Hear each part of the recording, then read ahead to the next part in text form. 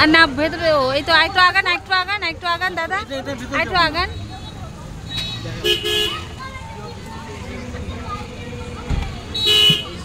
চলেন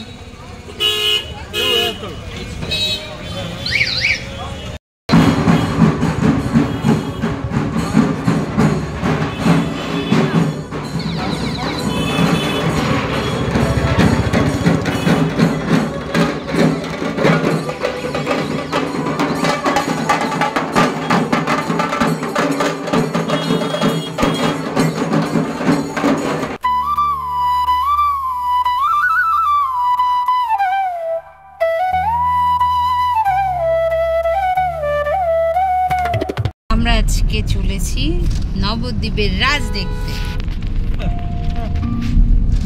এখন কটা বাজে?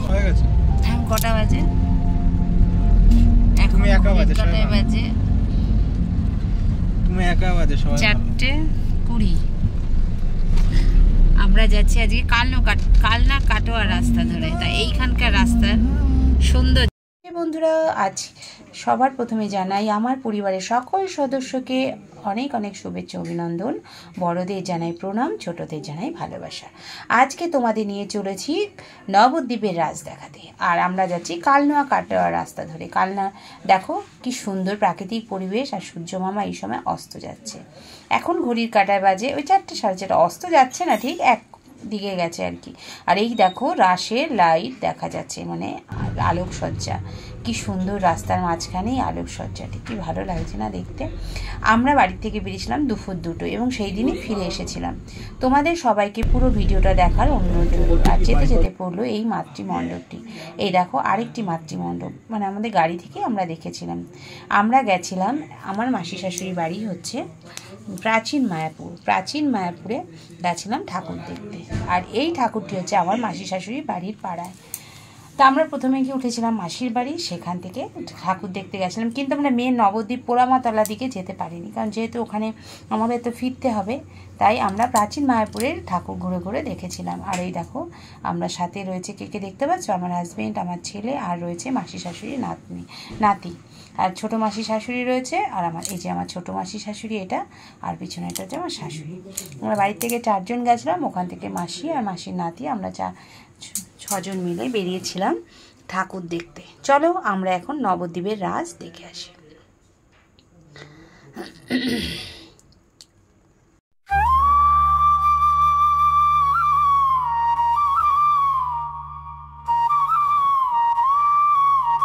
এই দেখো এখানে 3টে সিংহের উপরে রয়েছে মা। মায়ের রূপটা দেখেছো কি অসাধারণ। মায়ের নামটা যেন কি ঠিক মনে পড়ছে না এই মুহূর্তে। আর এইটা হচ্ছে রামকৃষ্ণ মঠ। প্রাচীন মায়াপুরে যে রামকৃষ্ণ মঠটি রয়েছে সেইটাকেও দেখো কি সুন্দর আলোকসজ্জা সাজানো হয়েছে। আর এই দেখো রাসের আলোকসজ্জা। চলো আস্তে আস্তে ঘুরে ঘুরে আমরা ছোট ছোট ঠাকুরগুলো দেখে নিই। মাসির তো আবার হসপিটালে ডিউটি যাওয়ার টাইম হয়ে যাচ্ছিলো, তাই মাসি খুব তাড়া দিচ্ছিল।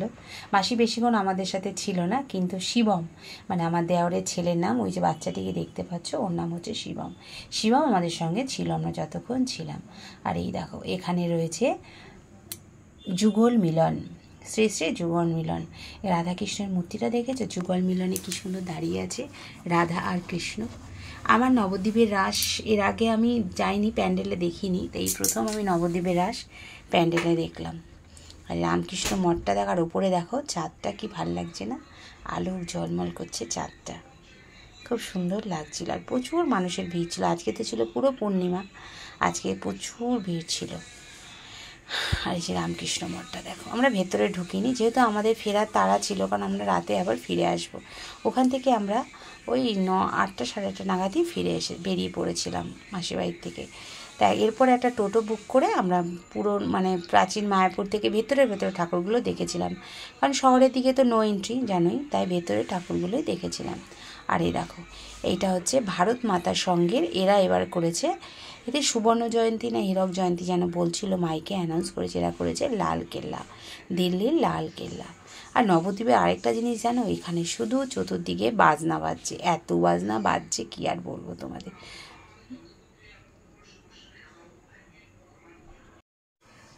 চতুর্দিকে বাজনা। চলো তোমাদের পরে বাজনার আওয়াজ শোনাচ্ছি। আরে দেখো লালকেল্লা, সুন্দর করেছে প্যান্ডেলটা। নবদ্বীপে কিন্তু প্যান্ডেল সেরকম দেখলাম না, দেখলাম বড় বড় ঠাকুর আর ওদের যে আড়ং হয় আর বাজনা, এরা নাকি প্রচুর কোটি টাকা খরচা করে, কিন্তু প্যান্ডেলের কোনো আড়ম্বর নেই। দু একটা প্যান্ডেল রয়েছে বড় বড়, আমরা কিছু প্যান্ডেল দেখেছি, তোমাদের মধ্যে শেয়ার করব। পুরো ভিডিওটা দেখা তোমাদেরকে অনুরোধ রইল। এই দেখো লালকেল্লার বাইরে কামান। চলো এবার ভেতরে মাতৃ প্রতিমা দর্শন করে আসি।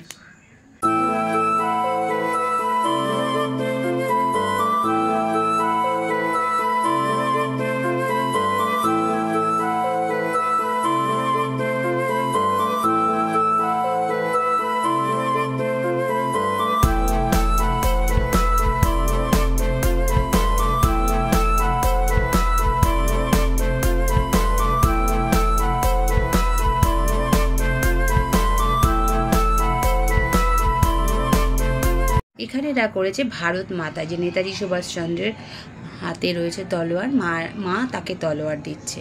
এখানে করেছে থিম ভারত মাতা। ওখান থেকে বেরিয়েই পড়লো এই মাতৃ প্রতিমা। এখানে দেখেছো, এটা হচ্ছে নামটা ঠিক আমি বলতে পারবো না, এই মাতৃ প্রতিমা ওই মানে গঙ্গা মানে মনে হয় গঙ্গা নামে কোনো ঠাকুর হবে, যেমন কুমিরের ওপরে রয়েছে। তারপরে পড়লো শ্রী শ্রী রাম, সীতা, লক্ষণ, তিনজনের মূর্তি। মানে নবদ্বীপের রাস বলতে বিভিন্ন দেবদেবীর পুজো এখানে হয়। শিব, রাম, লক্ষণ, সীতা, রাধাকৃষ্ণ, দুর্গা, কালী। এবার পড়লো শ্রী শ্রী গৌরগঙ্গা মাতা। এটা হচ্ছে গৌরগঙ্গা মাতা। দেখো কি সুন্দর মায়ের রূপ, অসাধারণ। মাতৃ প্রতিমাগুলো খুব সুন্দর করে। প্যান্ডেলের কিন্তু তেমন কোনো জাঁকজমক আমি দেখতে পেলাম না। কি সুন্দর দেখো, প্রচুর ঠাকুর, অলিতে গলিতে ঠাকুর, একটা দুটো পা দিতে পরপরই ঠাকুর। কত ঠাকুর তুমি দেখবে, প্রচুর ঠাকুর। আমরা এখন টোটো বুক করে নিয়েছিলাম, আর এই যে আমরা এখন প্রাচীন মায়াপুর দিয়ে যাচ্ছি।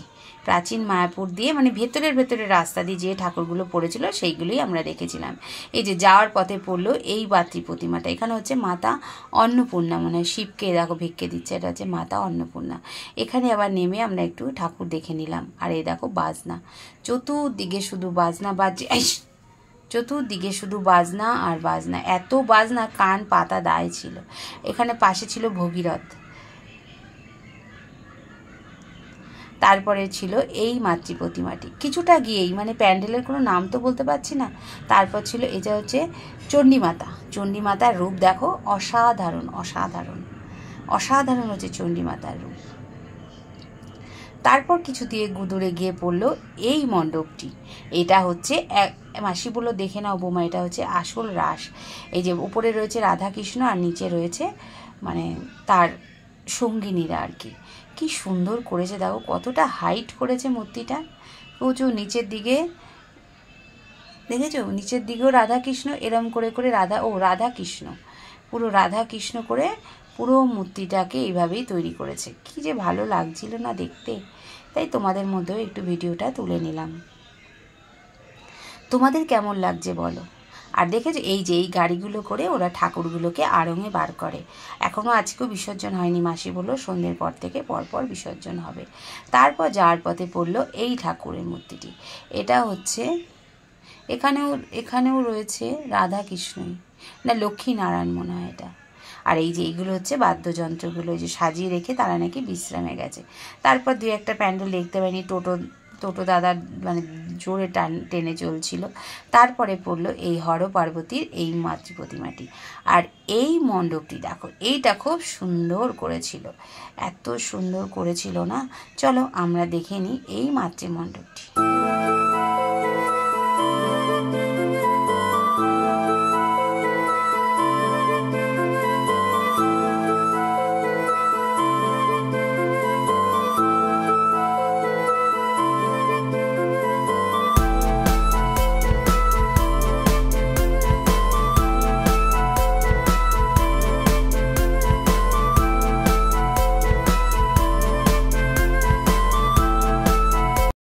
কি সুন্দর না মাতৃমণ্ডপটি, এটা খুব সুন্দর সাজল। এখানেও ছিল রাধাকৃষ্ণের যুগল মিলন আর কি। তারপরে পড়লো এই প্যান্ডেলটি, এটা কাঁচ দিয়ে তৈরি করেছিল। এই প্যান্ডেলটাও খুব সুন্দর। আর এখানকার মাতৃ প্রতিমা অসাধারণ এবং প্রচুর বড়, খুব সুন্দর মাতৃ প্রতিমাটি। চলো এই মাতৃ প্রতিমাটিও আমরা দেখে নিই। আমার তো ভীষণ ভালো লেগেছিল, তবে যদি আমি পোড়ামার তলার দিকে যেতে পারতাম তাহলে আরও বড় বড় মূর্তিগুলো দেখতে পারতাম। এই যে এখানে হচ্ছে গঙ্গা মাতা, এখানেও গঙ্গা মাতাকেই পুজো করা হয়েছে। হাতে মায়ের কলসি রয়েছে, শঙ্খ রয়েছে, মায়ের রূপ অসাধারণ, তাই না বলো? আবার এখানে শিবও রয়েছে দেখছি, খুব সুন্দর হয়েছিল এই প্যান্ডেলটি।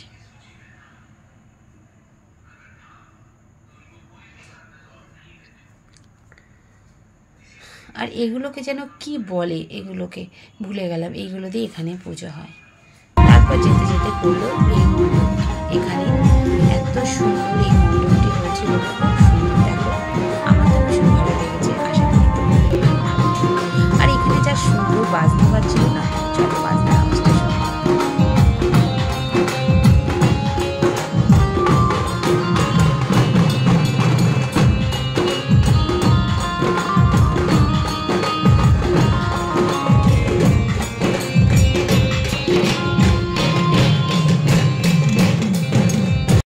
কেমন লাগলো বাজনাটা? সুন্দর না? আমার তো ভীষণ ভালো লেগেছে। এখানে হয়েছে মাতা দুর্গা, দুর্গা মা এখানে সন্তান সন্ততিকে ছাড়াই এসেছে। সিংহ রয়েছে, অসুর রয়েছে, কিন্তু মায়ের সন্তানদের এখানে দেখা যাচ্ছে না।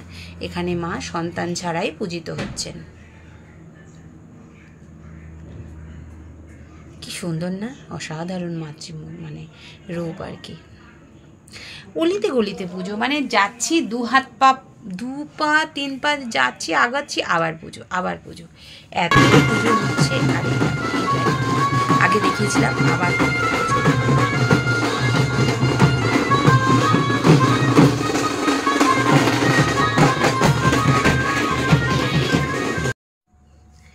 এটা দেখে আবার বেরিয়ে পড়লাম আরও কিছু ঠাকুর দেখবো বলে, কারণ বাড়ি ফেরার তাড়া ছিল, তাই দাদাকে বলছিলাম তাড়াতাড়ি নিয়ে চলুন।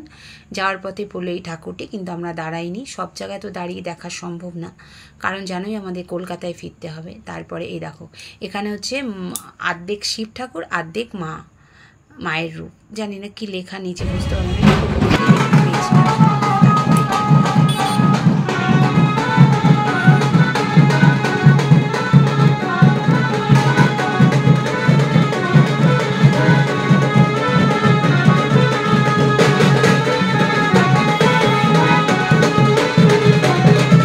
মাসি বারবার বলছিল দাদা পুরীর ঠাকুরটা দেখাবেন, এটা হচ্ছে সেই পুরীর প্যান্ডেল। আর এখানে বাজনাটা শুনলে কি সুন্দর। চলো এই ঠাকুরটা দেখে আসি। এত সুন্দর প্যান্ডেলটা হয়েছে না, খুব সুন্দর প্যান্ডেলটা হয়েছে। এই যে পুরী ঘুরছে, আর চতুর্দিকে ওরা, আমার মনে হয় কি যেন বেশ বলে, তুলো এইসব দিয়ে, আর এটা কি যেন বেশ বলে, এই জিনিসটাকে নামটা ভুলে গেলাম।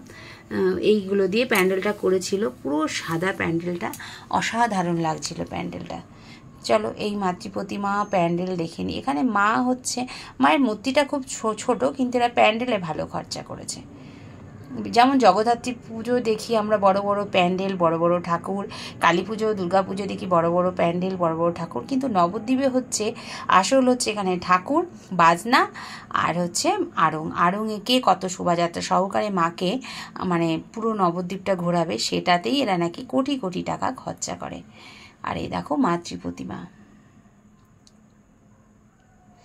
অসাধারণ মায়ের রূপ। ছোটোর মধ্যে হলে হবে কি, মাকে খুব সুন্দর লাগছিল। ওখান থেকে বেরিয়ে পড়লাম আবার সেই বাজনা, বলছি না জায়গায় জায়গায় শুধু বাজনা বাজে, কান পাতা দেয়। আড়ংয়ের দিন কি হবে বলো তাহলে, প্রচুর ভিড় হবে, প্রচুর। এবার তো আমাদের বাড়ি ফেরার পালা। বাড়ি ফিরে আমরা গাড়ি নিয়ে বেরিয়ে পড়লাম কলকাতা যাওয়ার জন্য। তো আমাদেরকে গঙ্গাপাড়ের রাস্তাটাই গুগল বাবাজি দেখিয়ে দিয়েছিল। সেই রাস্তায় যেতে যেতে যে কটা প্যান্ডেল পড়েছিল, যে কটা ঠাকুর ছিল, সে কটা ঠাকুর দর্শন করতে করতে আমরা বাড়ির পথে রওনা দিলাম। আমার আজকের ভিডিওটা তোমাদের যদি ভালো লেগে থাকে অবশ্যই এটা লাইক করো, কমেন্ট করো, শেয়ার করে জানিও কেমন লাগলো আজকে নবদ্বীপের রাসযাত্রা। সবাই ভালো থেকো, সুস্থ থেকো, আবার দেখাবে নতুন একটা ভিডিওতে, নতুন একটা জায়গায়।